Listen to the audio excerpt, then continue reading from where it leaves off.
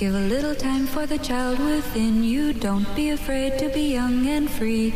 Undo the locks and throw away the keys and take off your shoes and socks and run you. I'm Jesse Thorne, America's radio sweetheart. And I'm Jordan Morris, boy detective. And this is Jordan. Jesse, go! Bicycles, tricycles, ice cream, candy, lollipops, popsicles, licorice sticks, Solomon, Grundy, Raggedy, Andy, Tweedledum and Tweedledee, home free. This week on Jordan Jesse Go, we're joined by the legendary Jonathan Katz and Tom Snyder. And Jonathan Katz makes just an extended stream, a never-ending stream of one-liner jokes. Let's go.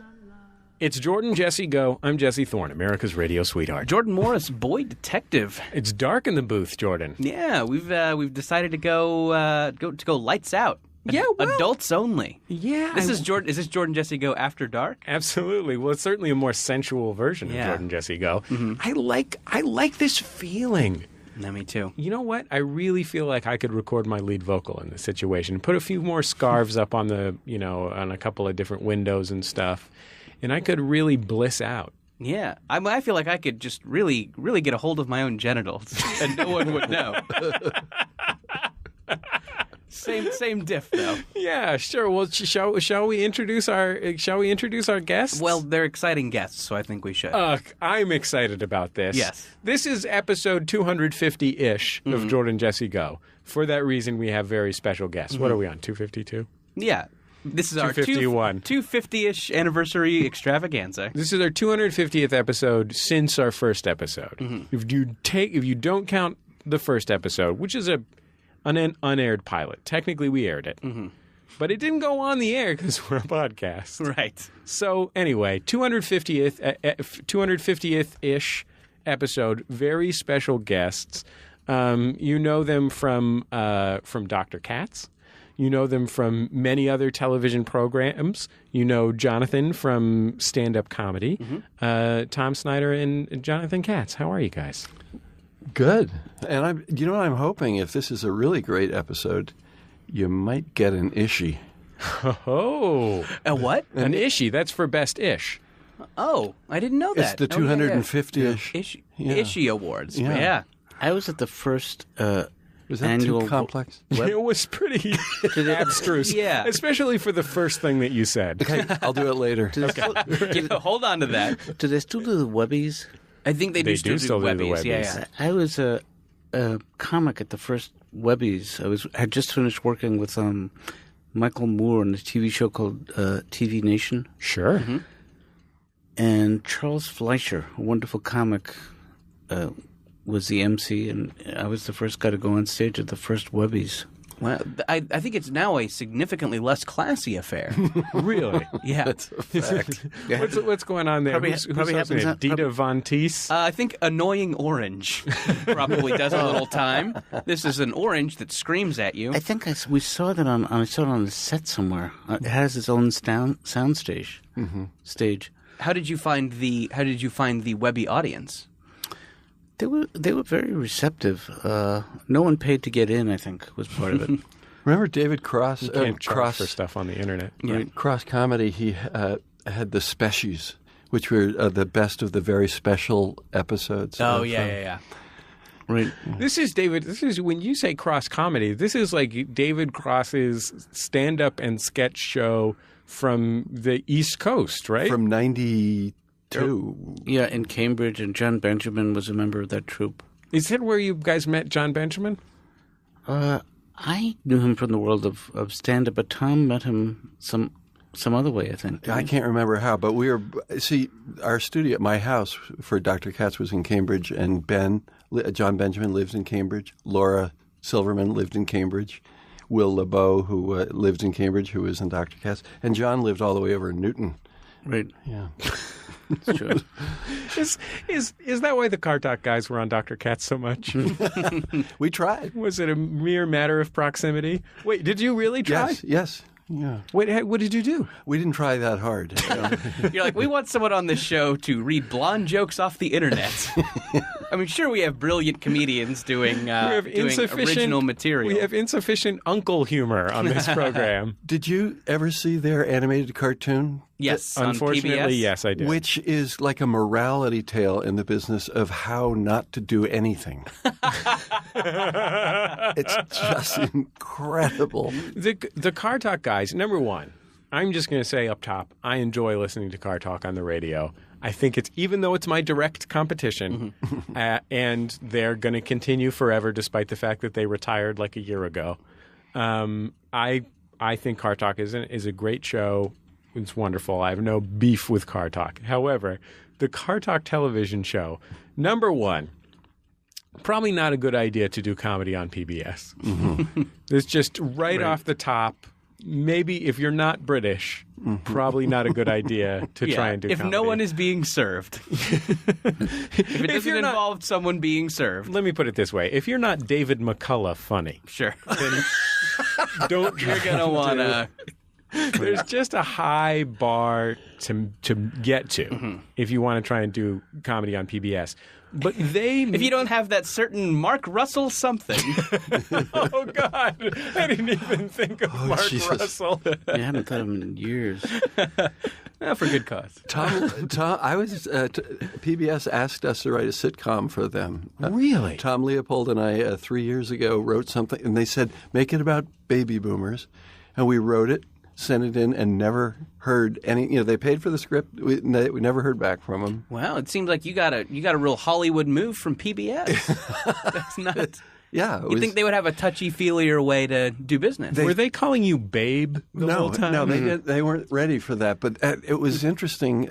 They were on Tons of Blow, though. Doing Tons of Blow. Oh, gee, they kept on sending out for it. They didn't send a carpet. They sent Click and Clack. Too much PBS. We need a tote bag filled with blow. Didn't the Car Talk guys make didn't their radio producer write the entire run of their animated series? Am I misremembering that? I don't know. I think if I remember my Current magazine, of course, the newspaper of public radio and television, Current, online at current.org. If I remember correctly, I think they had their producer write the entire thing, who had never written for the screen in his career, and whose primary comedy expertise was gathering things that his godmother forwarded him in his email box. Reader's Digest. Yeah. I taught a comedy class in Cambridge, and I asked my students to do a funny piece that was no longer than 5 minutes. And some guy did about an intervention about a guy who couldn't stop forwarding emails. It was really funny.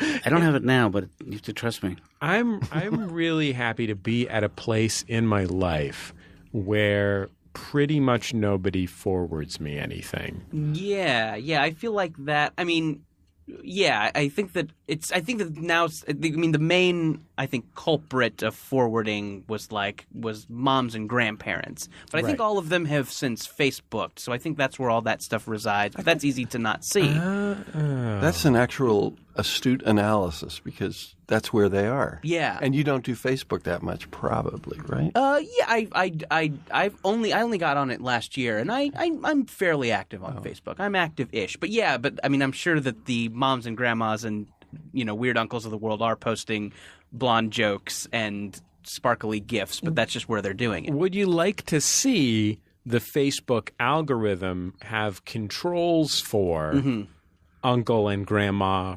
related activities? Uncle filter. Yeah, an uncle filter, exactly. Something that looks for the words Obama and Muslim, right, and then filters that out. Something that looks for, if you don't do this, then this, sure, and filters it out. What does Ford really stand for? Something about Chevys and Fords? I don't know. Isn't that what an uncle would forward to you? An uncle would definitely forward you something about I Chevys apologize, and Fords. but everything you say is going to remind me of some joke. Please. Great. Of mine, probably. This is theoretically a stand-up comedy program, so... But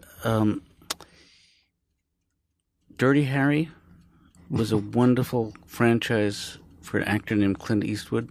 Mm-hmm. Not such a good name for an uncle.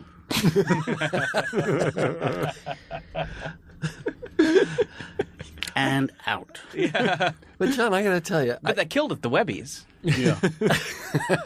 25 years, I think I know every joke that you've told before, Right. but I don't. Huh. That's brand new. But you don't. Do you know every joke that you've told before, No, Jonathan? no, I have no memory of it. It's all a blur. Do you But, have I mean, a I note also- card system like the guy who was the counterpoint to Jerry Seinfeld in the Comedian movie? No, but Oh, I yeah. have a database of jokes, but some of them are just like bullet points. Like, I'll see the word. There's one word that makes no sense to me. I think it's there's a Aborigine. I had an Aborigine joke, but I have no idea what it was. I bet it was good. Yeah. I do like the idea of it being a database. I like that you had to have some database skills to put it together You know who in also, FileMaker Pro. Robert Klein has a database of jokes. Yeah, the Joan Rivers documentary, she has a very The intricate cards. note card system. Right. It's all on like old time, like a library card catalog. Yeah, right. But it is actually separated into categories. But now you don't have to do that with your joke database, which is not really a database. It's just a list of Right. all the jokes. But Right. you can do a Just search. search. And, Yeah. So if you search. guys someday are going to take your kids to Disneyland, I'm guessing. Yeah, I don't know if Jordan will ever find love, but Sure, I do have a child. But when you go there, you should go to the I'm difficult. to the library there, because they use the Huey, Louie, and Dewey Decimal System.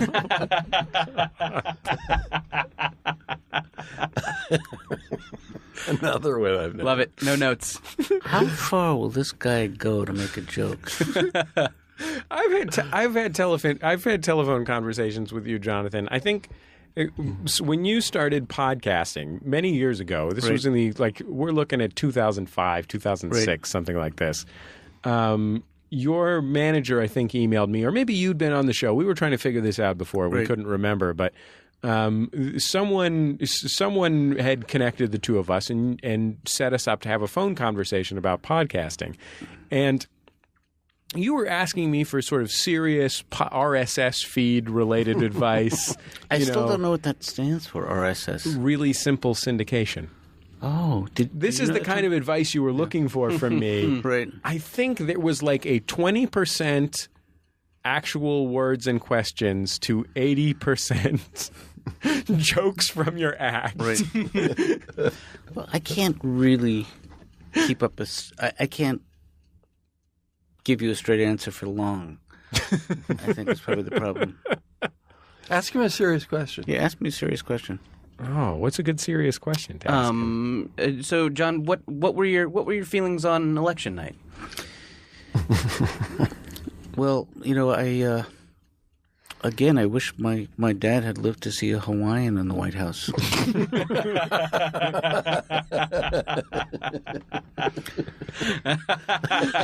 Okay, look, Great. we'll be back in just a second on Jordan Jesse Go.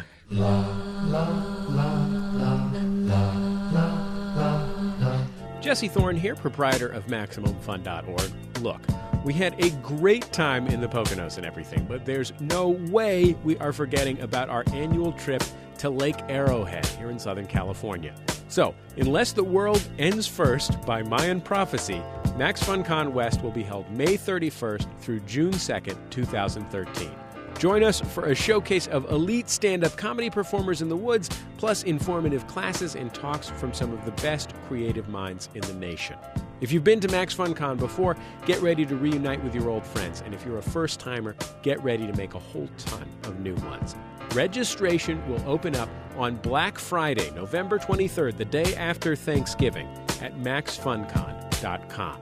Max FunCon pretty much always sells out, and we don't expect this year to be any different. Remember, go to maxfuncon.com.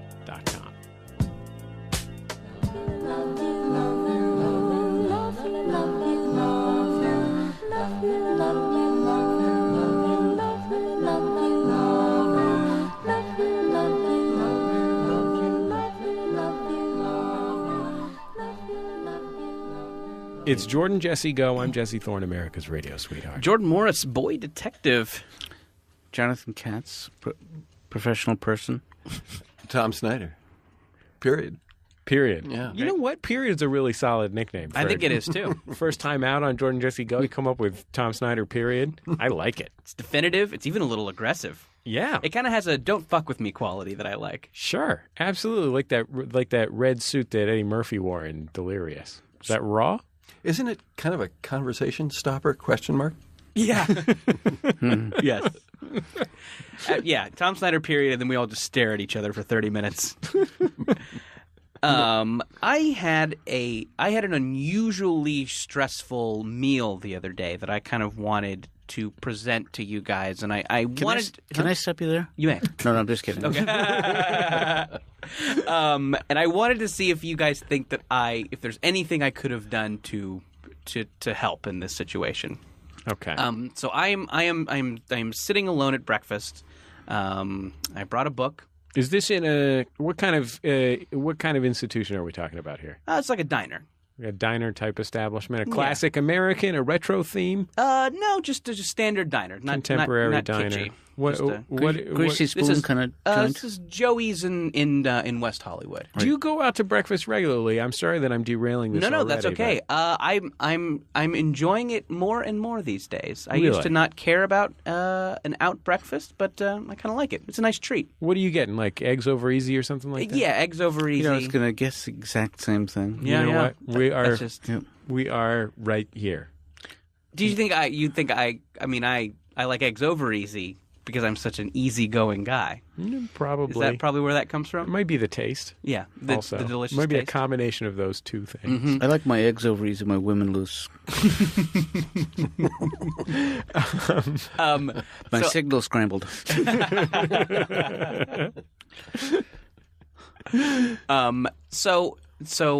So I'm eating. I have this book, but I get really, really interested in eavesdropping on the table next to me.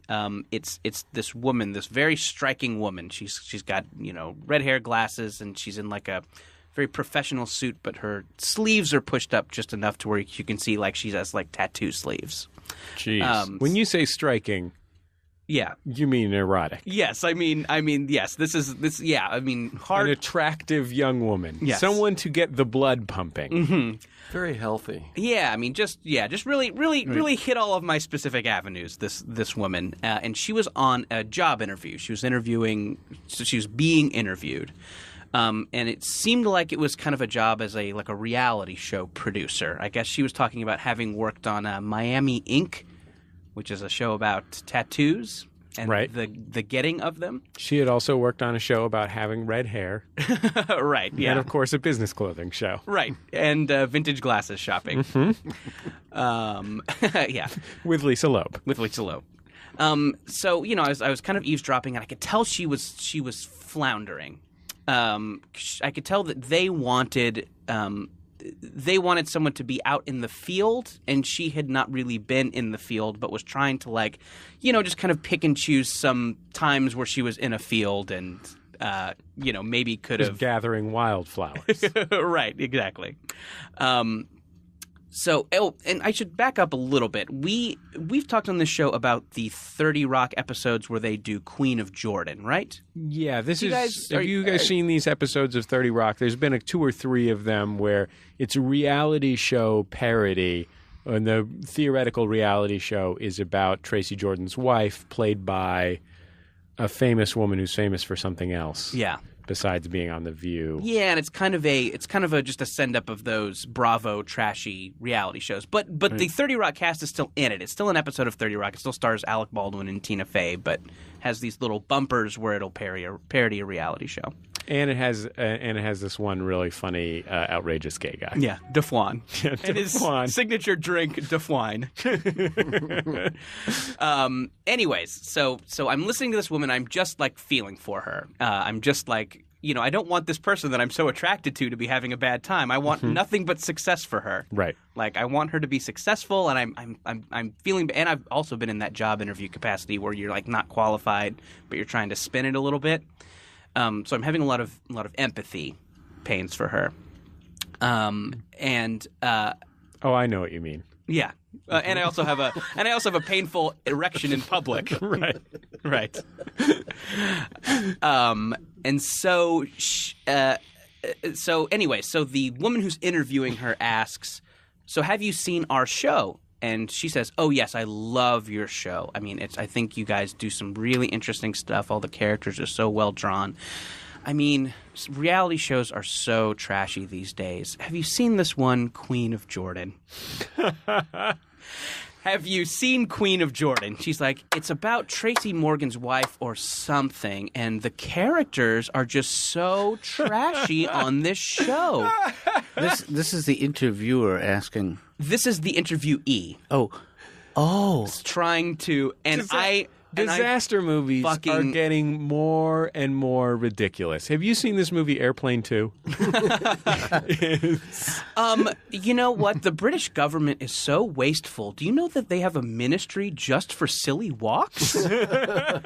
Can you believe how much money they're wasting? I mean, why should the government fund that? So, and I'm like, what the fuck do I do? Like, I want to save her. I want to step in somehow. I'm like, okay, paper airplane. Do I throw her a paper airplane saying, "That's a sketch, stop talking about it"? And she really went on and on. Like, I was thinking about, like, just going over to the table and just saying, "Excuse me, I need to see you outside," and just seeing if she would come outside with me so I could go, "Hey, fucking don't stop doing this." Anyways, I just kind of sat there and let it happen. The interviewer didn't say anything about it, but it's possible that the interviewer did not know what it is. She didn't. I don't think she did. If she did, she didn't call her on it. I recently learned that not everyone watches every episode of 30 Rock. Which is a shame. Seems weird. I know. Seems odd. Is it possible she was being ironic?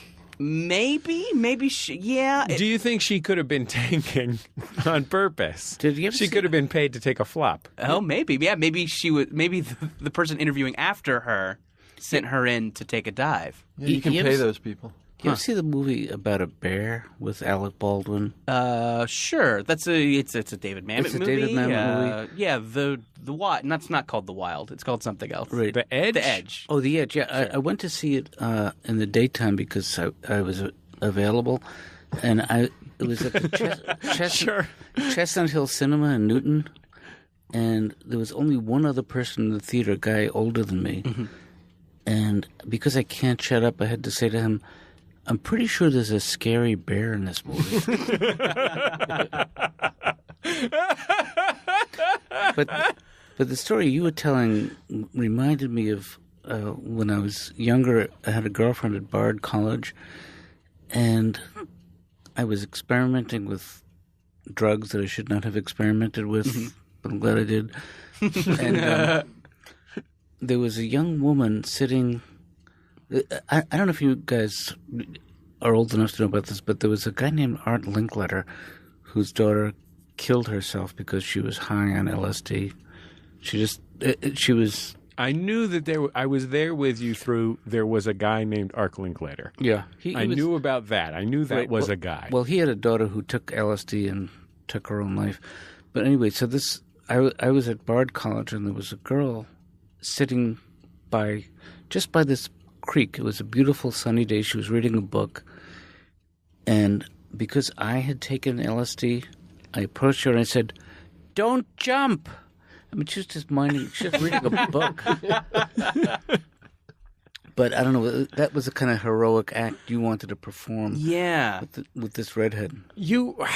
Gosh, if only you could somehow speak into the minds of beautiful women. Yeah. Specifically. I would use it mainly to help them with job interviews. Sure. I wouldn't use it to get sex for myself. Sure. Convince them that they're haunted by a horny ghost. What did you do? I heard something amazing earlier today. I was out to lunch at a Cuban restaurant here in Los Angeles, and the people sitting behind me, I was like, my wife was really distracted by my son, who right now eats off the table. There's no other way to do it. He just eats off the table.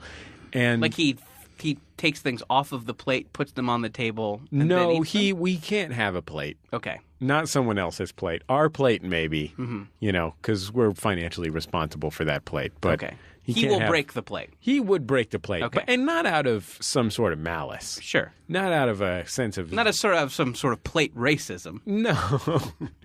Yes. He's not against China. He has a lot of stuff on his plate. He's very busy. Very busy. So the people sitting directly behind me again. Wait, hold. Wait. So Teresa's do you busy. just dump food on the table for him? Like Yeah. dump a bag of Cheerios? Well, you can only give. Here's the other thing. There's a lot of things that babies aren't very good at. So he can use his hands to put food in his mouth, and he can chew food a little bit, although he does not have what's that? Molars, right? The chew ones. So he doesn't have molars, but he can chew food a little bit. So if you give him a small piece of food, too small for him to choke on, he can pick it up, put it in his mouth, and he's into that. He thinks that's great. But if you put all of his food in front of him at once, he doesn't know to chew and swallow in between putting things in his mouth. So he'll put things in his mouth until there are no more things in front of him, Is it and possible? then choke and die. Is it possible that he's just preparing for hibernation? That is entirely Winter. possible. Will be his first winter. Yeah, absolutely. He's prepping for that remake of The Edge. Does he have a middle name? He has two middle names. My father's name, Lee Everett. Can I suggest glutton? Sure. So my wife is busy with the baby and the slow the downside is that babies don't eat very fast because every piece of food they eat is about the size of a pea, right? So Wait, is this Cheerios? No, this is not Cheerios. Okay. It seems weird that a baby would eat something else, Yeah. but I assure you it wasn't. Okay. It Is that part of the story? I feel like I'm prodding you to tell me what it was, but is that like a punchline? It was pieces of a Cuban sandwich. It was Okay. nothing. Oh, God. Some Cuban sandwich. some French fries. Okay. But the point is I'm that sorry I insisted. my wife was too busy for this, and so I heard it. She's too busy to notice this. I heard it, and I got so excited I had to figure out what to do. I ended up writing it onto my cell phone because the tables were close together. I had to write it onto my cell phone and hand it to her and say, "You just got a text message," so that she could read the thing that the people behind me said. But the woman sitting directly behind me said, "Do they have tamales? I'm just going to order 2 tamales." And then the other person sitting there with her said, "Now, tamales, what is that?" Probably a good explanation would be not something that's served at a Cuban restaurant. Right. That would probably be. But I found myself increasingly in that situation where what I really want to do is write something that I heard someone do or say on my phone and then go through an elaborate ruse where the premise is that The person has to look at my table has got to see this. Anybody who works in audio has a legitimate excuse for being an eavesdropper. That's not true at all. I think so. That's just a self-justification. Well, my wife and daughter always accuse me of not being in the room where they're having the conversation. And I said, they shouldn't speak in such a loud voice if they know that I listen. I like the idea of you hanging around your house with one of those parabolic spy microphones, just pointing it at members of your family. The acoustics in my home are great for eavesdropping. Yeah. Is that why you did, Tom? Is that why you decided to record your new show at Jonathan's house? Just because of you came in and you did some snaps. The only floor that had eight different places that we could isolate actors was the basement. So we're down in his basement and doing this. And Tom Leopold, this extraordinary comic actor, is in the cedar closet. Yeah. Which it smells great. And but he doesn't have to worry about moths. That's true. And also, we have used John's car in his garage, which is part of the basement, and run a wire out, and someone sits in the van. car? Yeah, in the van, totally isolated and dead. It's a great sound in a car for recording. Yeah. This is insane to me. Okay, so let's talk about different places. You said 8 people are recording this show. And because of the fact that I presume that this is, like Dr. Katz, this is at most semi-scripted, right? Precisely. It has an outline, most of which is written in the third person. Okay. So I'll say, John, you suggest to so-and-so that you're not comfortable with such, but I don't put words in his mouth. Right. So Tom, you might want to work a little tighter, even though you. That would mean I'd have to lean forward in an uncomfortable. All right. Let me do that because you guys all have great sounding you voices. sound so rich. We now. all sound pretty rich. So buttery. What mic is this that I'm talking into? That's a Shure SM7, my friend. Feels it. That's Yeah. that Thriller vocal microphone, my friend. Could you adjust the presence control, please? Can I get a little more talent in the monitors, please? So you have 8 actors, and because the way that animation is typically recorded is one person at a time. Yes. So they will send an actor will go into an isolation booth. They'll have a director, often not even in the same city, in their headphones, just reading them the lines that they're supposed to respond to. Now, you guys, because you don't have a script, you can't do that, and because you want to have live interactions and stuff. So you have 8 people at the same time in a basement? So what are the places? But Tom is doing what Jesse's doing here. He's listening he's on mic, but not going on tape. And also in the room I'm in, we have attractive young people who are listening on a monitor that is feeding back through the thing you guys can't figure out to get your engineer on. You know, we have figured it out. And also, if you would have more fun doing this in front of a live audience, but you didn't want to get them on tape.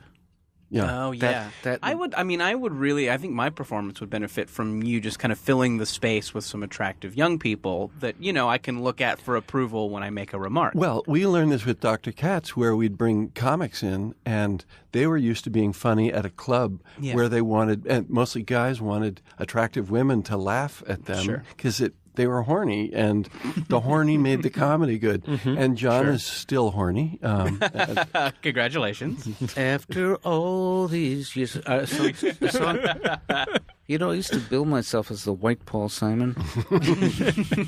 John, describe some of the rooms. How do we get 8 people in your basement ISO? We have 2 offices down there which can accommodate me, Tom, and then 3 women in the other office. Okay, you have offices down there, and you're not even using them. You're just using them to warehouse attractive young people. Yes. Yeah, that's so. This is why someone has to sit in the van and record in the van. You need a room for the young women you found. You know the expression "human trafficking"? Yeah, I was going to say, are they being held against their will? Is this a Casper Hauser type situation, or have you been keeping these people since they were infants and you're feeding them breadcrumbs? One tip: just don't take Liam Neeson's daughter. No, we've learned that lesson. Do anything. Fuck you up. Yeah. He will not save anyone else. And he'll do it over and over again. Yeah, he will do it once a year. Yeah. What does the term human trafficking mean to you when you were much younger? I mean like a car shaped like a person. Crossing guard. Well, human trafficking humor from Jonathan Katz, ladies and thank gentlemen. I wonder. I sometimes think about if like sexual satisfaction as it relates to creativity. Like, are you when you're in a healthy regular sexual relationship, are you less creative because you don't have that pent up need to get people to like you? Are you saying that you save your juices like a boxer before a fight? Sure. Yes. If I have a deadline or a talk show packet due. This is the worst part about me being interviewed, but I have a serious answer for you, kind of. I would love to hear a serious answer. Yeah. And it's not about comedy, but it's like Cole Porter, who was gay in the 30s, 40s, well, his whole life. But especially in the 30s 50s. Pussy magnets.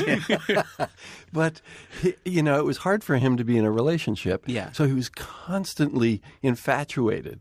And he was writing the most beautiful love songs day in, day out, because it was hard to consummate anything. It was hard to, I felt very jealous as a songwriter that I'm not constantly I don't let myself be constantly infatuated. Do you think that if you were gay, you would be as good as Cole Porter, or am I misunderstanding this? Gay That's what I'm saying. Yeah, and Jewish.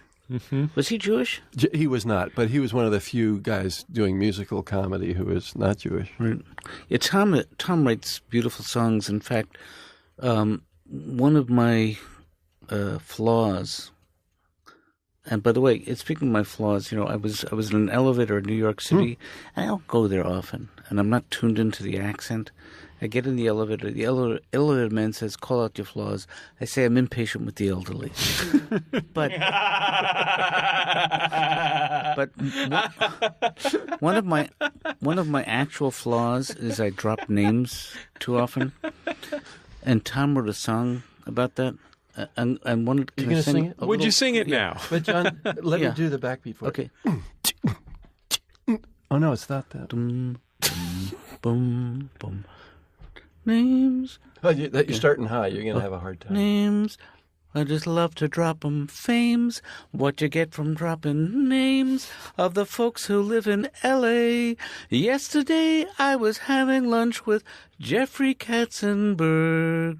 By the way, he sends his love to you and you. Oh, thank you. But to use the lyric, Jeffrey Katzenberg. Yeah. Have you tried? That's that slow clap thing that means nothing. There it goes. But I think what Tom was suggesting to you was a life of celibacy. Yeah. If you really want to succeed with women and the comedy. But a voluntary life of celibacy. Right. Yeah. I have to refuse sex. Right. Okay. And that'll help my creative output. Hey, just get married. Am I right, guys? Look out. Mother-in-laws, look out. I know what you're talking about. You guys have read the Sunday Funnies. I feel your pain. It's fun hanging with you guys in the man cave. Sure. Beer me. Yeah. Let's crack open some buds. I just ate a whole pizza. Marriage is so complex. It really is. I've been married for 31 years. 2 beautiful kids, couple of kids not so attractive. I met my wife in New York City on Christmas Day, 1979. She didn't know it was Christmas. I didn't know it was 1979. John, didn't you? Can I set this up for you? Please. Didn't you recently celebrate 30th? That's right. We decided, my wife and I, to go away and renew our vows of celibacy. Is this what you guys do just in your day-to-day life? Yeah, Are you just at the diner ordering hash browns? and Tom, you think, oh, I can set Jonathan up good right now. We referred earlier to Jonathan's database. Mm-hmm. You're looking at him. Wow. Honestly. True. Okay. Yeah. Is it string or Boolean? Is that a computer joke, John? It's a computer reference. Oh. I used to tell David Mamet that I had a database, and he would say string or Boolean, because that's all I knew. It was a company called Memory Mate. These are types of search. Yeah. Okay. Yeah. These are types of search. Yeah. Okay, so this is something that needs to be expanded because his name has come up twice now on the program. Nibbles? Yes, Nibbles. Your parrot. The parrot that always interrupts your recordings that we were talking about before the show. I think it would be tough. I'm going to start by saying this. I think it would be tough to compete with Newhart and Rickles for celebrity friendships. However, the lifelong friendship between you, Jonathan, and David Mamet, that's probably second, right? Can you think of one comparable? Well, I mean, now that Danny DeVito and Rhea Perlman are done, I mean, I know that was a marriage and not a friendship. There's some good marriages. Are they no longer married? They aren't. They broke up recently. Really? Isn't that terrible? That's the one where you're like, yeah, that's it.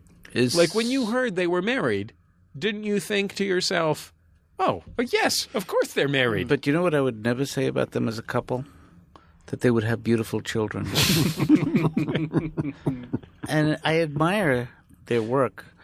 David wrote a wonderful joke for Danny DeVito in Heist. I think it was Danny DeVito who did the joke, but it has to do with the road to hell is paved with good intentions, but at least it's paved. That is one of the most David Mamet-y things in history. Yeah. Like that, I feel like he was trying to out himself with that line. I think to some extent his life has been an effort at refining the David Mamet-iness of all David Mamet things that he does, right? Hey, fuck you. I think the ultimate actress to work with David Mamet is my mother-in-law, because she can't finish a sentence. She speaks Mamet. Ask me a question, I'll be my mother-in-law. Ask me anything. Okay. Where do you have any half and half here? I'm trying to put some cream in my coffee. I don't know if that... That's good. She's somebody she's now 86 years old. So you're making fun of someone who is losing their memory? We already know he's impatient with the elderly. I went to get her a dress a couple of years ago in Beverly Hills, and the woman asked me what she likes, and I said she's into death and morbidity. And she said, let's go to handbags. So when a Jonathan Katz and a David Mamet hang out, what do you guys do? We talk in code. Oh, okay. We don't talk about politics. We don't talk about our work. We talk about our kids sometimes, our wives. But we don't talk about... We don't have normal conversations. And why would he might say to me, "There's an interesting SOQ situation at around 2:00." And that would mean an SOQ situation. I gotta know. I know. That would mean a woman with a strange Oriental quality. What we often refer to as an Asian. But I can't believe I gave away a code. Yeah, now we know we have a. Yeah. Do you know the binary code? It's like being friends with you guys. Yeah. I don't know the binary code. Well, there's a 0 in there. Yep. I know that. Tom. I never can remember what the other one is though. Tom didn't break the binary code, but he did build a computer. When he was 14 years old, IBM sent a truck with all the parts of he needed to construct a computer.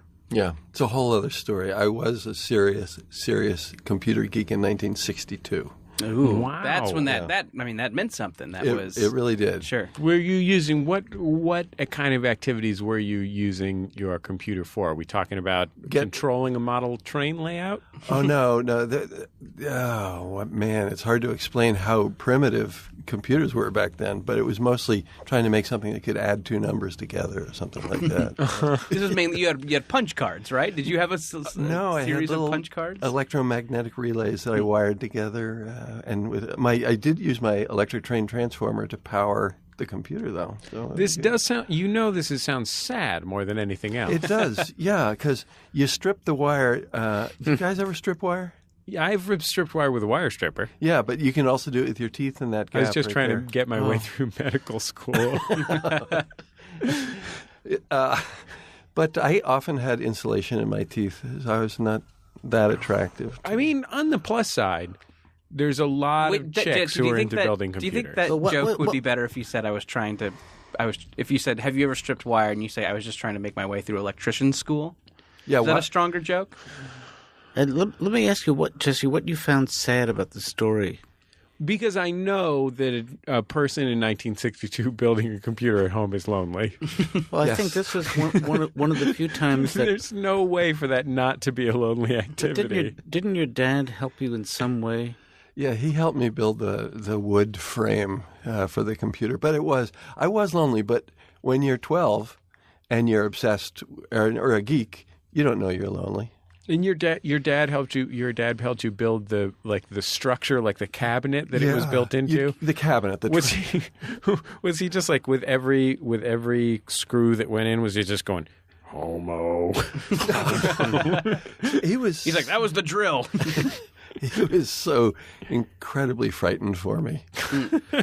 Yeah, I guess nerd awareness is a relatively new phenomenon. I guess that Yeah, you don't. Maybe there wasn't a name for it back when you were putting together a computer. I'm surprised that Nerd has come back because there's the Nerdist podcast, and for a while there it disappeared. And if you said nerd, everyone said, "What? God, that's an old term." And then it became geek. Yeah, it was kind of like groovy for a while. Yeah, but now it's back, and we're cool. Sure. I read a great book about the origins of the idea of nerdiness. American Nerd: The Story of My People. You got That's it. a very good that's book. the very book. Mhm. It one of the first nerd characters in fiction was Gussie Fignotle, if I'm getting that correctly, from one of the Jeeves and Wooster books. Not his real name. He's obsessed with newts. The creatures, newts? Yes, newts the creatures. No, Right. not people named Newt. Okay. No, because Or maybe just speakers of the house. Oh man, I got a new Tip O'Neill. But what's the difference between a newt and a salamander? I think a newt is aquatic. If I remember correctly, I had a couple newts as a kid. Yeah, not a salamander. Fire-bellied newts. Yeah. I think the mistake you're making is you think John was asking you that as a question. That's probably that was a a joke. No. That's from your Newts and Salamanders chunk. No, I was going to say, can we just split the difference? Oh, Lord, give me the It was, courage. Right. Jonathan just goes to the library, pulls out a reference book, in this case some sort of field creature identification manual, Well, and just starts writing jokes. Things for me are going so well. I mean, both professionally and personally and romantically. I pay a guy now to come in once a week just to count my blessings.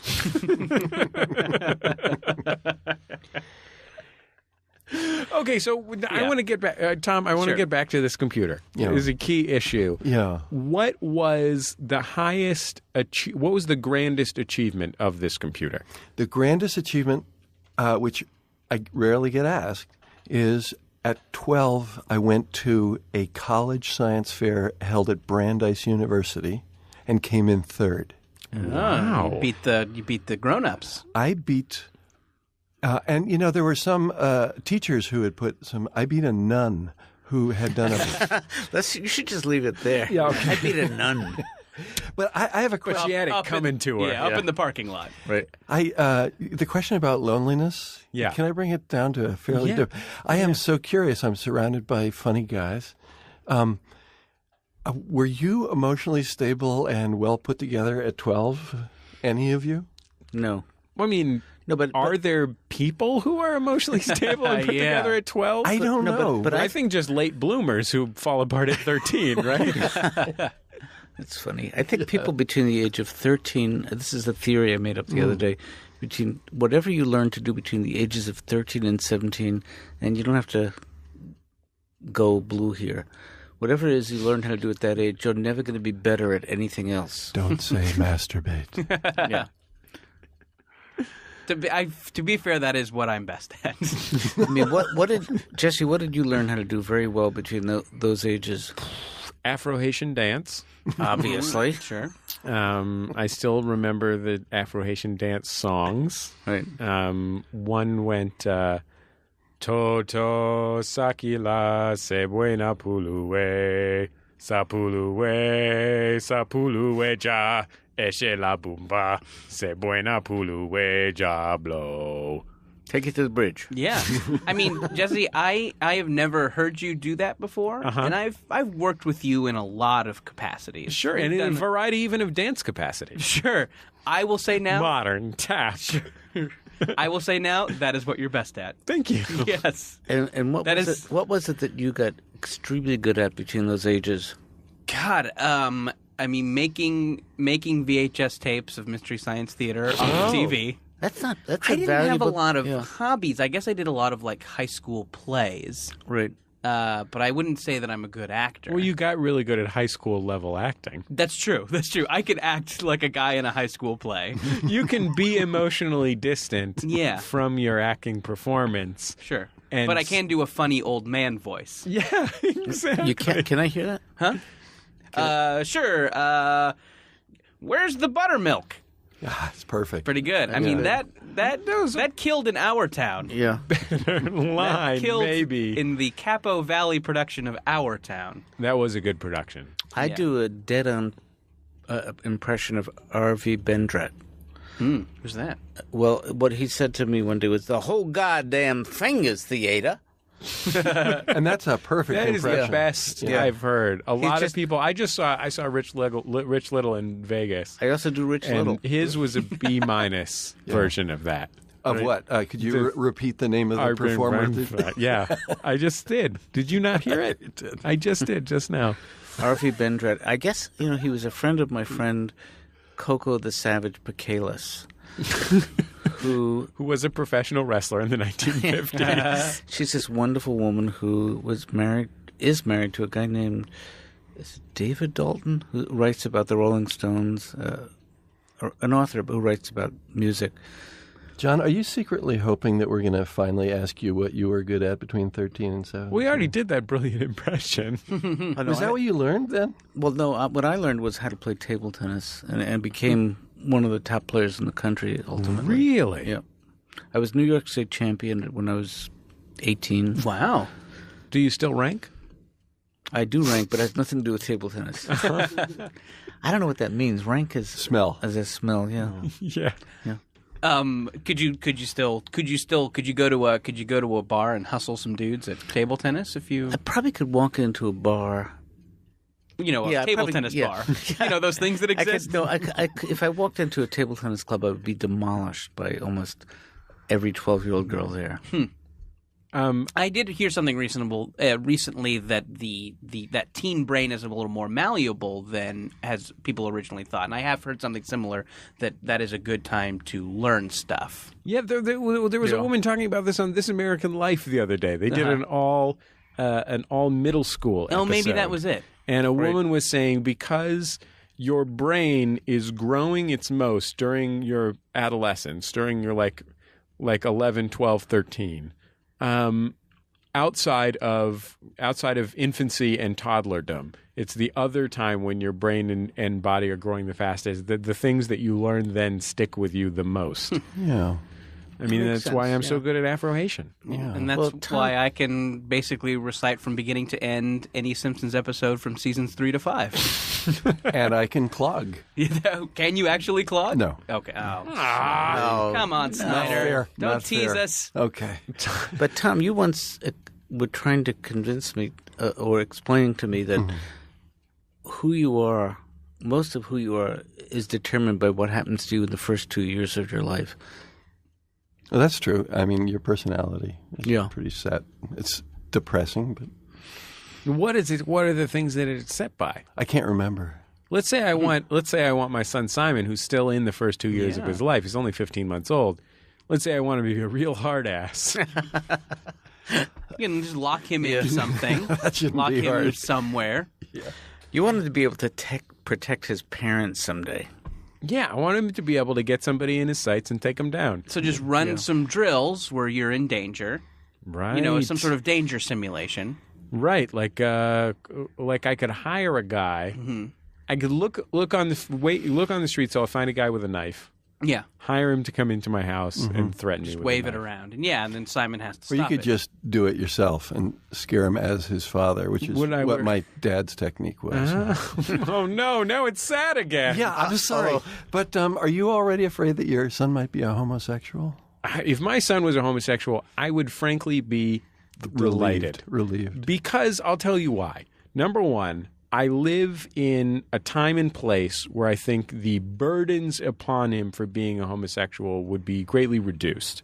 There are still burdens about being different from most of your peers because, it's 1 in 8 to 1 in 12 people, depending on who you ask. But I think that it would be ameliorated by the fact that he would probably grow up in a gay-positive environment. I think you're going to talk about Amelia Earhart. I got so excited.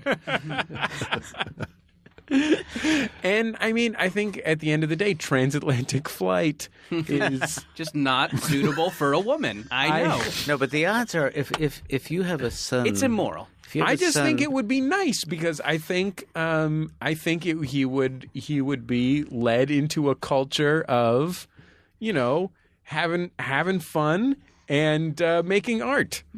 But if you have a son who's homosexual as a child, by the time he's an adult, there's a good chance he'll be gay. That's a really good point. What's Bill Broaddus' joke? I'm sorry, but we might as well attribute it. Yeah, Bill Broaddus, who was Dr. Katz's first patient and a superb comedian, his joke was he had just moved to San Francisco, and somebody said to him, Bill, there are a lot of gay people, and you should know that in San Francisco.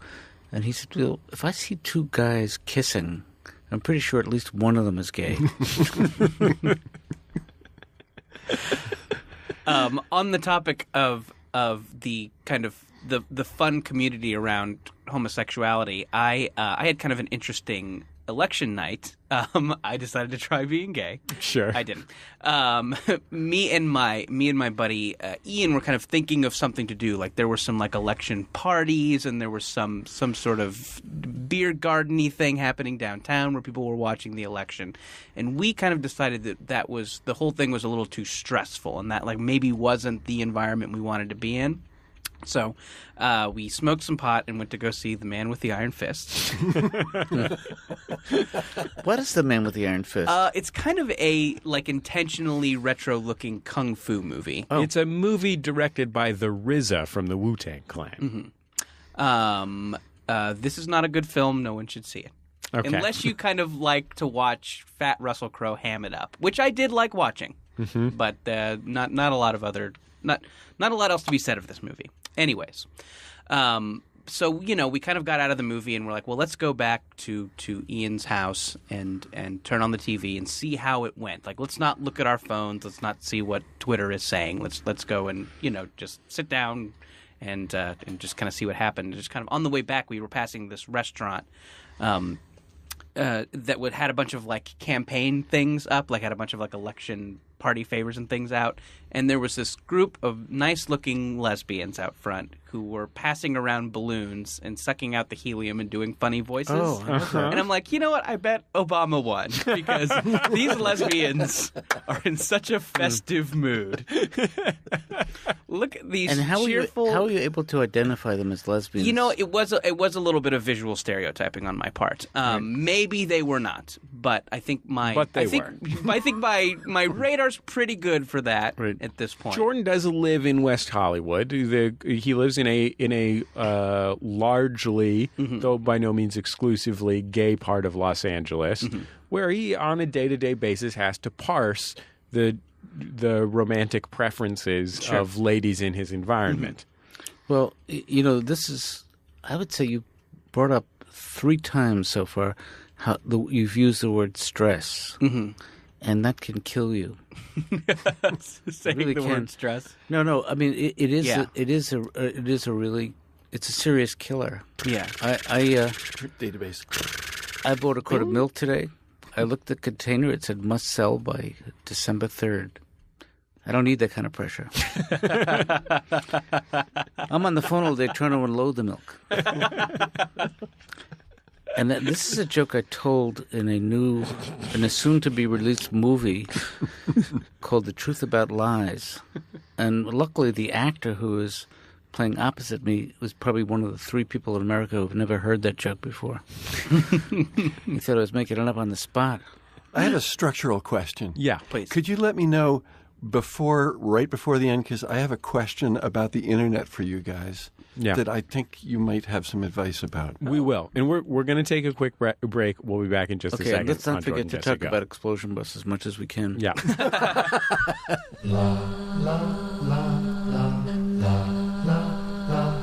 Jordan, Jesse Go. I'm Jesse Thorne, America's radio sweetheart. Jordan Morris, boy detective. Jonathan Katz. Tom Snyder. Hey, I was a child prodigy of. This is years ago, of course. Sometimes there's a setup for the jokes. Sometimes he just thought of a joke he wants to say.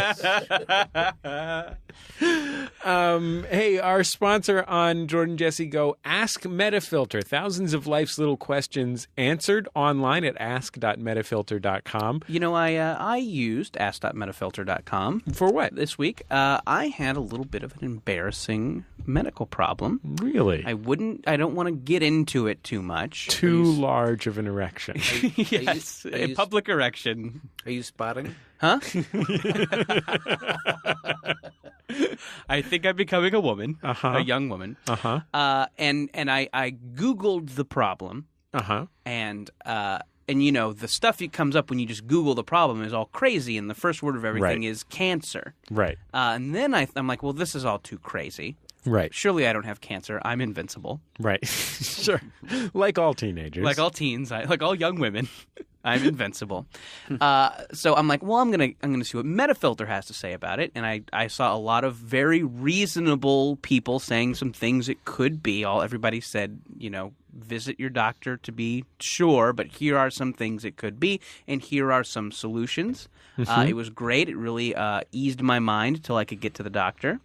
And yeah, it was really great. It was a really great use, and definitely a lot of smart people being smart and intelligent. We should mention you do have cancer. It turns out you do have cancer. But for a couple hours, Yeah. you know what? It actually wasn't cancer. The doctor just said I need to use a softer toilet paper. Gotcha. That is actually That's what happened. Ask.metafilter.com. Charmin. Ask.metafilter.com. Who's up on the Jumbotron? Oh, This is a fun one. great news, Jordan. I've got great news. It is a personal ad. Yeah. Dun, dun, dun, dun, dun, dun, dun, dun. Chase from Seattle. I'm a 24-year-old social science PhD student who likes thrifting, urban exploring, and long conversations. I'm looking for a Seattle lady with a big heart who likes art museums, trail walks, making awesome things, thinking big thoughts, smiling wide. Jesse, there's a typo there. It should be big fart. Ripping big farts. Smiling wide and running straight for the next challenge. If you're crazy about something, I want to meet you. And postscript on this one, my beautiful wife, Teresa, has met Chase, who is a Max Fun donor and has been to Max Fun Con. She met him at Max Fun Con. She verifies that by her impressions of having spoken to him, he is really nice and not weird. There you go. If you're a lady in Seattle, you want to go on it, you want to talk to Chase, you want to send an email to Chase, email us at jjgo@maximumfun.org. If you're proud of your flatulence. Jordan, no. It doesn't actually doesn't. say I'm that in sorry. here. That is not something it actually says here. Yeah. This guy is actually trying to find true love through the best means possible. Jordan, Jesse, go. Yeah. And it's clear that the best thing for any lady in Seattle to do is email jjgo@maximumfun.org. Include whatever thing you want to say to Chase, and we'll forward it on over to Chase. It's that easy. Love. No dick pics. Please, no dick pics. Dick pics. No more dick classy. pics. We have enough dick pics. Can I give some career advice for anybody listening? Yeah, Sure. please. One thing you don't want to pursue professionally is a career as a Communist Party planner. I knew that would come How up. about we go on ask.metafilter.com and say, is there any situation in which Jonathan Katz isn't just waiting to say a joke he thought of?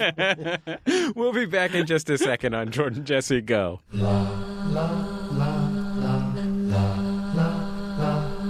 Jordan Jesse Go. I'm Jesse Thorne, America's radio sweetheart. Jordan Morris, boy detective. Jonathan Katz. Oh, it sounded tough. Jonathan Katz. And Tom Snyder, boy detective. No. Nah, you can have it. Okay, fair enough. Yeah, you can have You know what? I would like to be unburdened of the burden of my nickname. it. I'm done with it. What do you guys think about two stupid nicknames? They're going cheap. They're going $50. cheap. $50, right? Try period. Yeah. Yeah, it's yours. There's a guy named Mike Bent who books himself as boy scientist. He's a very funny guy. Okay, wait. So when we were in the break there, Jonathan picked, as usual, the best time to lead into one of Tom's stories, which is when we were not recording. But this was the setup. You and I were talking about neurological medications. Right. And I take a drug to help me with some kind of MS symptom that was transient, and it was a drug that had been designed for narcolepsy. Uh-huh. And Tom was... And that, oh, yes. Oh, yeah. So, because the president of my company is the smartest, sweetest, most earnest guy in the world and self-apologetic. And he's driving a van with a huge number of people in the company to go to a trade show at CES, Las Vegas. Consumer electronics show. Consumer electronics show. And a lot of new young interns and stuff who are going to help in the booth. Attractive young people. And Rick turned Gotta have those around. Yes. He turned to the young lady who was also in the front seat of the van, and everybody could hear it. And he said, I don't want to worry you. And it was never a joke coming with him, but he said, I don't want you to worry if you've heard. And he meant to say narcolepsy, but he said, you might have heard rumors that I have necrophilia, but it's being treated. And it was total silence in the van of all these interns who were about to spend a week with him in a hotel. What I'm doing is I'm weaning myself off it with a training corpse. It's a simulated corpse that I can fuck. Is this going to be a new Jordan Morris? Have you been inspired by Jonathan Katz to do all pun-based humor from here on out? I mean, it's worked out pretty well for him. He's a comedy legend. This guy's a comedy legend. You know who's not a comedy legend? Me. Yeah, that's a good point. I thought you were going to say your respect for his talent. Have you lost any loved ones in your life? No, nothing, no one significant. Because I've been to 3 funerals this week, and I'm not a mourning person. Oh God! Let's take some calls. When something momentous happens to you, we ask that you give us a call as soon as it happens at 206-984-4FUN. Brian, what do we got here? Let's roll one out. Hey, Jordan, Jesse, and esteemed and probably quite famous guest. I'm calling with a momentous occasion, but I got to preface. It didn't just happen. It happened earlier today, but I had to listen to an episode to get the phone number. So piece of advice, put this number in your cell phone because it sometimes becomes important when you don't expect it. 206-984-4FUN. Anyway, I found out today that I'm having a son. That's pretty awesome. It's a lot of people have done it, but I've never done it. So that's really, really great. I'm excited about it, and I guess I'll be calling in about 4.5 months with another momentous occasion. But right now I'm feeling really good about myself. Anyway, bye. You shouldn't feel good about it because your math is very poor. Yeah. You should not be feeling good about yourself. The period of gestation for people now is 9 months. Yeah. I'll be calling in 4.5 months with another momentous occasion. We lost the baby. That's exactly what I really. It's really, this guy's a disaster area. No, but isn't it, at how many months do you find out you're pregnant? Oh, right away. Right? It's a number of It's weeks. not long. Yeah, it's a month. You can find out easy a month in. When the semen hits the egg, there's actually a very faint bell. Yeah. So you can know immediately. Ting. Yeah. Ting. Yeah. John had asked earlier if anyone here has been spotting, and because that's another indication, I feel. Yeah, sure. Let's take another call, guys. Hi, Jordan, Jesse, Jess. This is Nick calling from the interstate just outside Atlanta with a momentous occasion. I have just immigrated into the United States. I'm now off to small town Alabama to enjoy the company of my wife, who I haven't seen in several months, and I'd like to say that she's wonderful right now, Jessica, and Hope we got religious the name right. and political liberties as well. Okay, bye. I hope that dirty immigrant isn't going to take our jobs. I know. He's coming here to start podcasting. No, He's already I bet one he is. step ahead of us with Yeah. that buttery accent. I know. You know, if we could bring animation back to this country, everybody would be working instead of shipping it to Korea. That's your plan. We could all just draw. You guys are the people who who dedicated your professional careers to creating technical solutions to the problem of it taking too many people to create animation. That's a fact. That's a good point. And the budgets have, the budget for a low budget animation like Dr. Katz in 94 was like $200,000 per episode. That's all in actors, everything.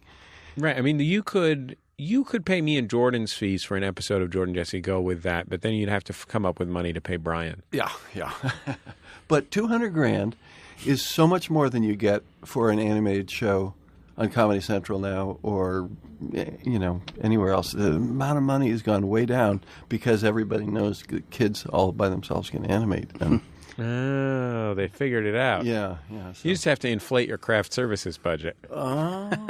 Yeah. You got to get 10,000 for animation. those cocktails with the gold flakes in them. Yeah. So what do you guys watch on television besides 30 Rock? That's I funny. mostly watch Not 30 much, Rock. honestly. Yeah. Not much. What do I? Do you watch Homeland? No, that is I've heard that's a laugh riot though. Yeah. Dexter? Don't watch Dexter. No Showtime between the two of us. I'm enjoying Boardwalk Empire. Oh, I that's a like good to show. watch It's Always Sunny in Philadelphia. Never got and into it. Archer. I enjoy watching Archer. Archer's a terrific show. Bob's Burgers. Bob's I like Burgers is a Bob's very funny Burgers. show. I like to watch 30 Rock. Mm-hmm. I'll watch old episodes of 30 Rock that I haven't seen. I actually really do watch a lot of Cheers.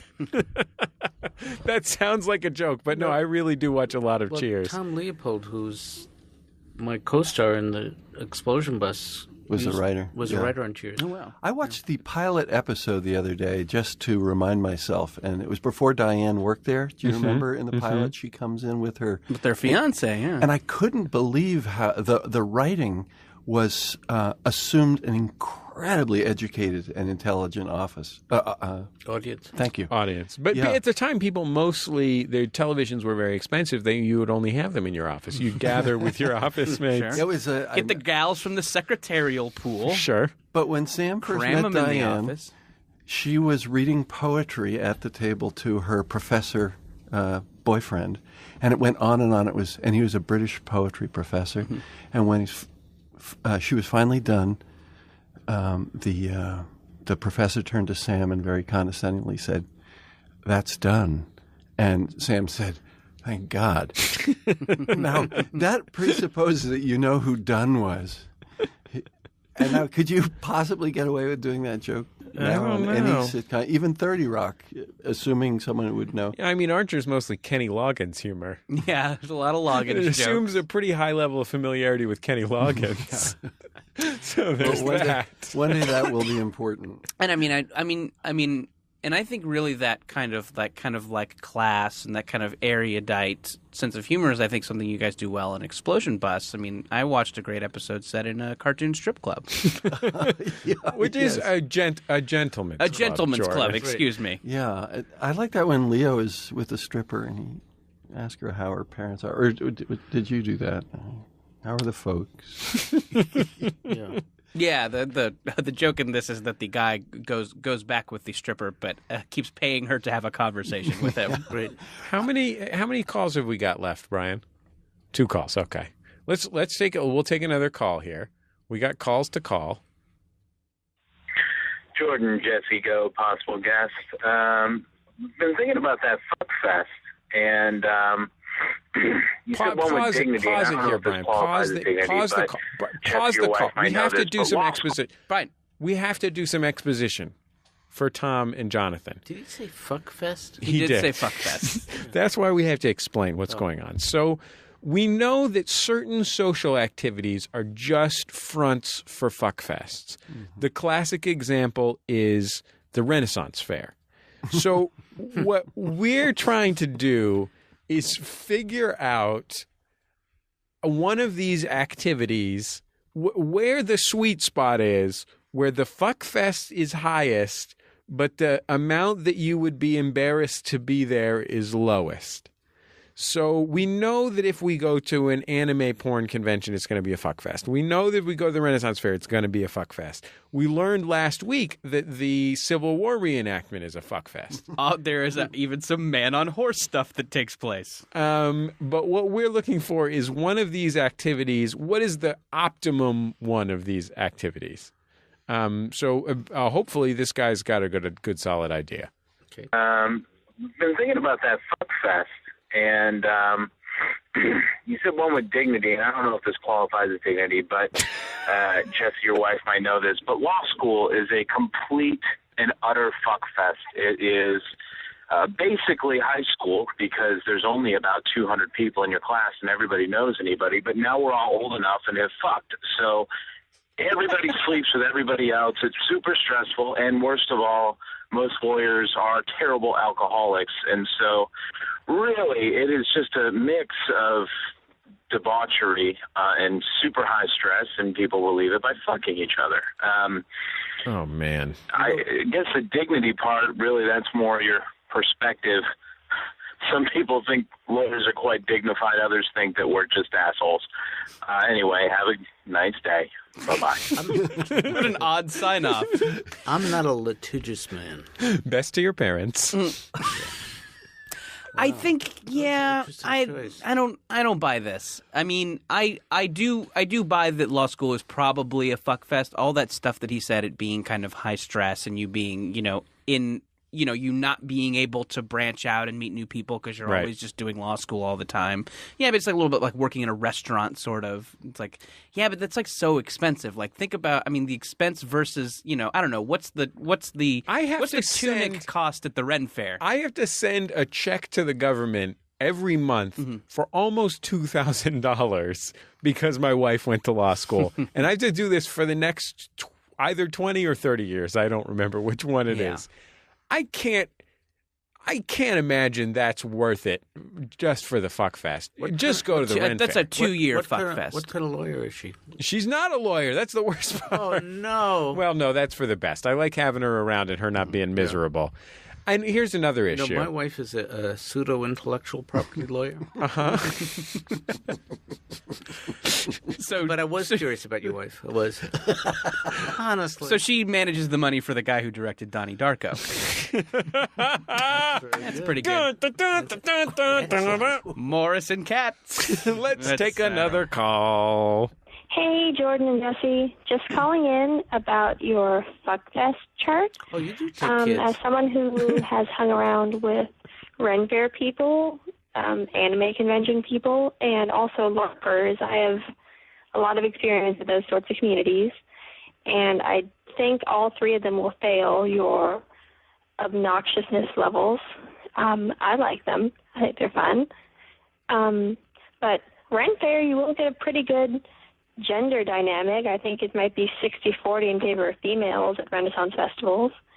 And at LARPing, from what I've seen, it's live-action role-playing, it's about a 40-60 split, 40% female, which isn't bad. And I have had a lot of crazy stories about people from LARP, and it can be pretty fun.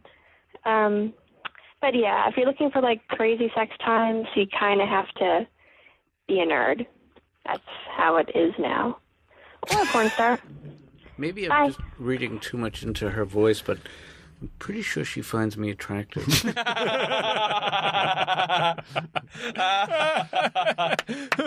We'll be back in just a second on Jordan Jesse Go.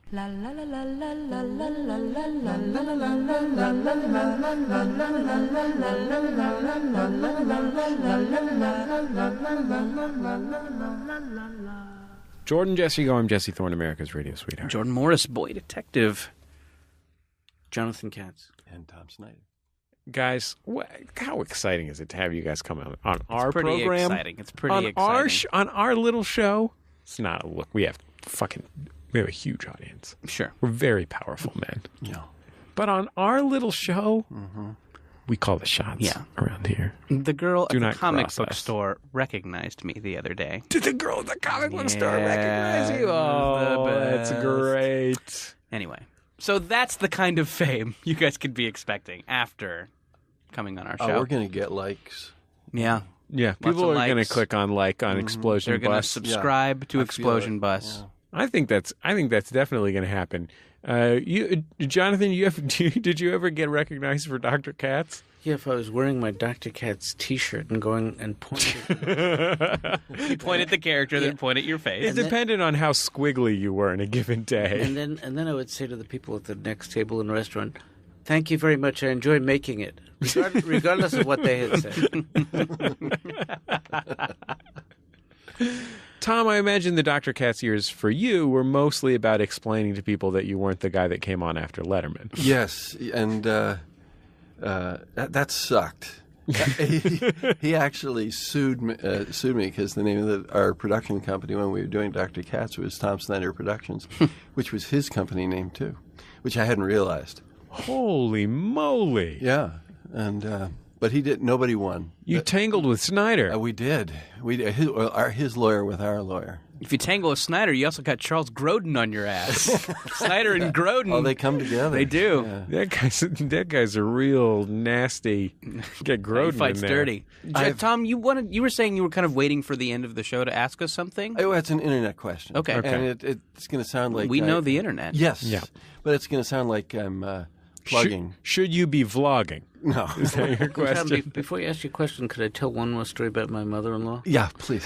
Because when my father-in-law, the late Lou Cates, was a great guy, came home with the first computer in their home, my mother-in-law said, "Daddy bought the internet."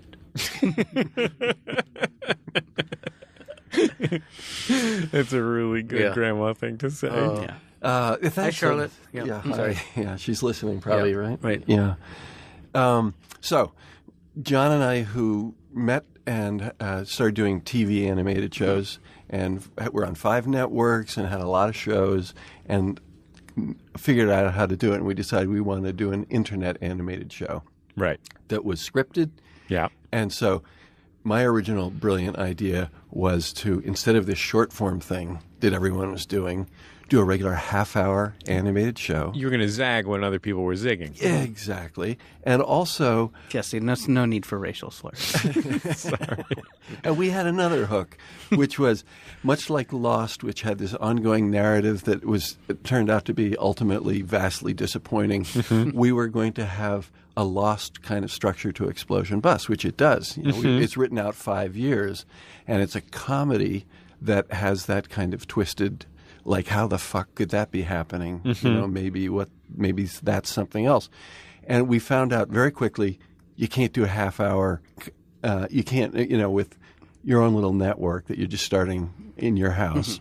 Right. No one wants to sit at their computer and watch a thing for half an hour long, unless you get it on their Netflix or something. Yeah, and so then we went down to 5 minutes, and then when we were at 5 minutes, we found out you can't do these extended narratives because there just isn't time. There's time for a beginning and an ending, maybe, or no middle, or choose one of those 3 things, and you have to get rid of it. Right. So you can't have all that interesting plot. And then recently we heard it's really 3 minutes. This is from experts at YouTube, advising us. And so what do you think, if you were, from what you're seeing, because you probably see and even talk to people who are trying to do stuff like this. This is an honest, I'm pleading with you for the right answer. My video show is 12-ish minutes long. Jordan, you've been working on these YouTube shows, which are largely in that same sort of area, right? Yeah. I think this is just my opinion, having kind of worked in this zone for about a year, is that the kind of the conventional wisdom is that like, oh, these are all just kind of over-caffeinated 12-year-olds, and it's got to be in and out in a minute. Mm-hmm. I think that it's changing, but it's changing slowly. I think that people, the YouTube audience will sit for something that's a little bit longer, but still kind of err on the side of short, but also, don't, make it good first, and they'll sit through it. And maybe I would my advice would be make it self-contained within the episode. Make it so you don't have to have watched other stuff. And so lose the big narrative arc. Yeah, just kind of you're married to the smoke monster. But... Yeah, I am. Well, explain it too. But Jesse, Tell us about the 12-minute show. What happens during those 12 minutes? Well, it has segments. The 12-minute show is not a narrative show. This is a nonfiction show. And it's sort of, we do one big, it's about menswear. And we have one main feature in the show, a couple of very short 90-second segments, and usually one sort of 2 or 3 minute segment. And we did that because of arrogance, primarily, and it probably isn't as good as if we hadn't done that. Do you think we need a contest in every animated 3-minute? You should probably get a more contest in there. contests, Yeah. What else? You got to get a good part at the end where they say where something funny happens that convinces you to click the subscribe button. Right, yeah. Subscribe if you like big boobies, and then have some boobs come up. Yeah, no, I mean, I think first and foremost you should just think about quality, making it a good thing. Yeah. And then, but, keep in mind, what if this is the first one that people are seeing? Like, because I think more often than not it is with web stuff, Well, certainly if you have, we have 80,000 viewers or Yeah. something like that. And so that's tiny compared to what you might want to have. So you figure every important viewer is a first-time viewer from Right. building up. Well, that's, yeah. Yeah, and I think it's confusing for people when something seems chopped up for the sake of time, like where it doesn't begin and end appropriately. I think a lot of people do that. I think they, some cokey executive told them that kids only sit still for 90 seconds, and then they make arbitrary cuts, and then the thing looks like nonsense. Well, one disturbing thing you said is that it's important to have quality.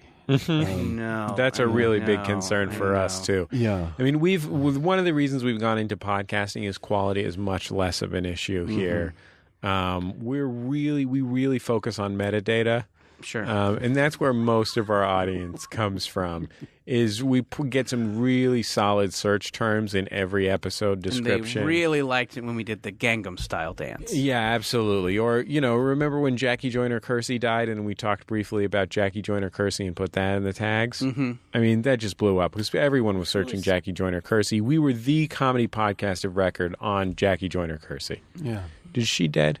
Flojo? Yeah. Okay, great. There's by my Wait, mom's that's house. Florence Griffith Joyner. Oh, okay. What? Who was? You're mixing up the track stars with 12-inch long fingernails. Oh, okay. I know Flojo is dead.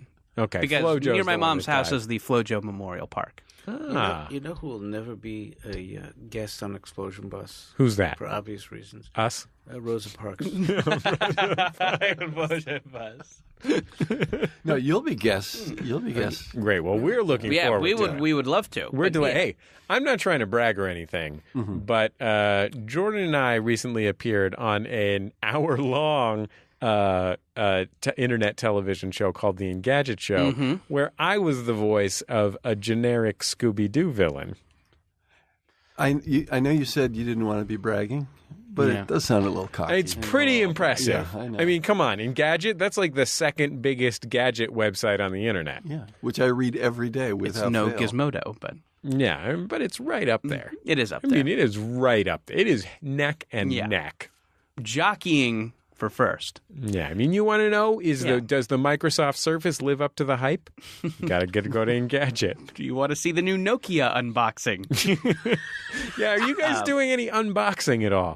Unboxing is a really key strategy. Yeah. For What is the Apple's new iPad called?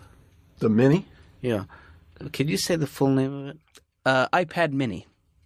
Which is so different. I asked some young lady last night if she has a mini pad. And that sounds like a...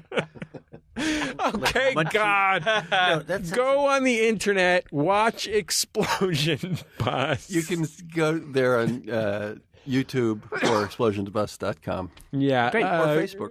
Guys, it has been so great to have you on the show. Such an honor to have you on the show. Such a pleasure. You're welcome anytime you're in Los Angeles to join us goddamn on the finger program. theater. 206-984-4FUN. JJGo at MaximumFun.org, especially you ladies in Seattle. Yeah. Let's do this thing. Brian Fernandez on the board. Hey, Jesse, if there's any any attractive young people in the audience, should we have them here while we do the next episode to see if that improves things? Because is there any way that maybe Brian can call some of his attractive young friends? How about this? If Fill you're the room. an attractive young person Yeah. in the Los Angeles area,